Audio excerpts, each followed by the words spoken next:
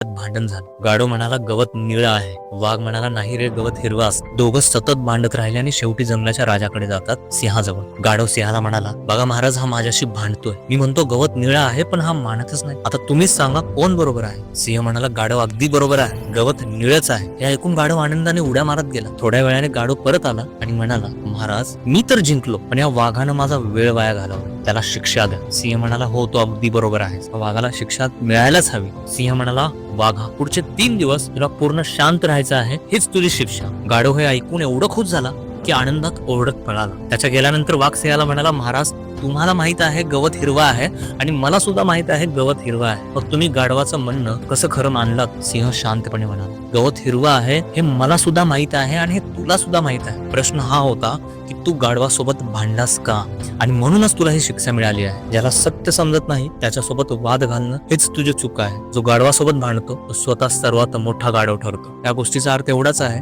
की जगात बरेच हट्टी लोक असतात. जर तू त्यांच्याशी वाद घालशील तर शेवटी तूही त्यांच्या श्रेणीत जमा होशील. गाढवासोबत वाद जिंकून काहीच मिळत नाही, पण स्वतःची ओळख हरवते.